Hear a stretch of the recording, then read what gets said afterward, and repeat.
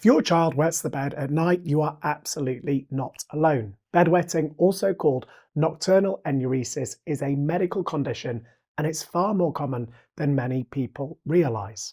Around 15% of 7-year-olds still wet the bed regularly, meaning for every 100 7-year-olds, 15 of them might still wet the bed. It is not caused by laziness, it's not bad behaviour, and it's nobody's fault, especially not your child's. So today, I'm going to explain why bedwetting happens, the different types, what should be checked medically, and the treatments that actually help, including alarms and medication, as well as practical tips to make everyday life for you and your child hopefully easier. I'm Dr. O'Donovan, a UK licensed medical doctor with over 10 years of clinical experience. And just a gentle reminder, this video is for general information only. It can't diagnose your child and it shouldn't replace seeing your doctor, nurse or paediatrician. So let's start with something really important, and that's the causes of bedwetting. Bedwetting has got nothing to do with psychology or emotional weakness.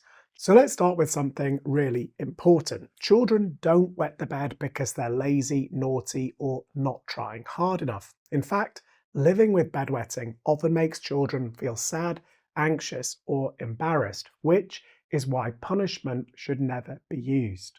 Now, there are three main medical reasons behind bedwetting, and a child may have one or more of these. First, some children have got a bladder that doesn't stretch enough to hold all the urine produced overnight.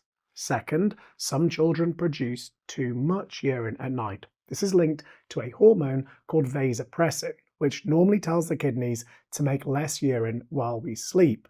And third, some children don't wake up when their bladder sends the signal that it's full. The good news is that all three of these are treatable.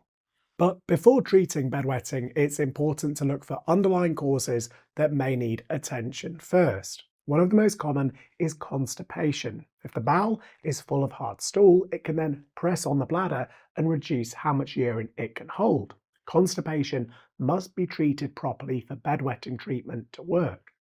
The other are daytime bladder symptoms, which also matter. If a child has got urgency, meaning they need to rush to the toilet, daytime accidents, or frequent weeing, these need to be assessed first. Other causes that must be ruled out include urinary tract infections, which you may know as water infections, which can cause pain, urgency, or frequent weeing.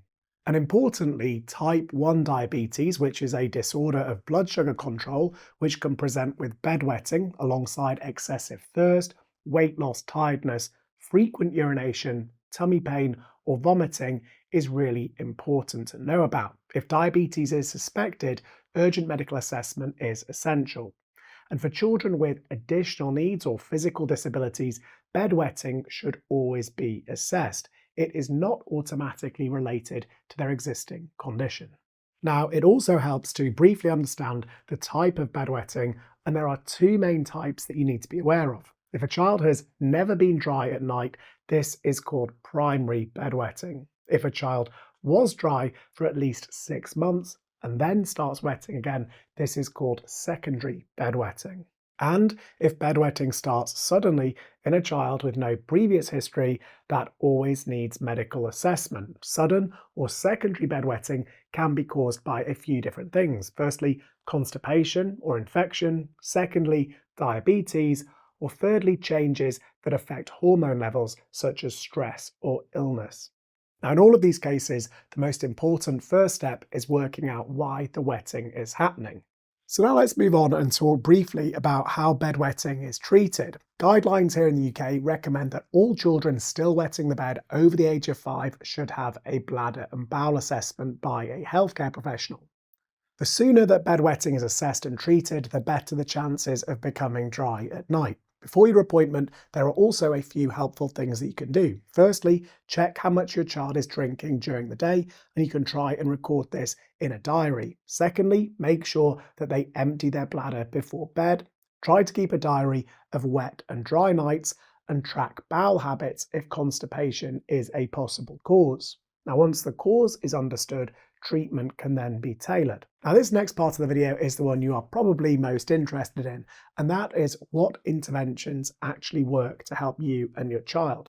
Well, for children who struggle to wake to a full bladder, a bedwetting alarm is often the most effective option. The alarm has got a sensor that detects moisture and sounds when wetting starts.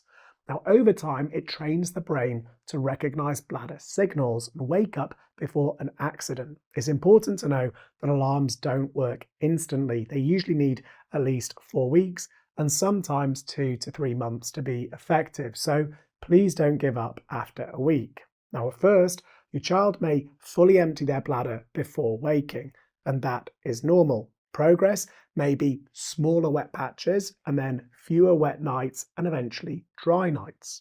Now, once a child has achieved 14 dry nights in a row, the alarm can usually be stopped. If there's no progress after about 12 weeks, it's reasonable to stop, take a break, and try again later.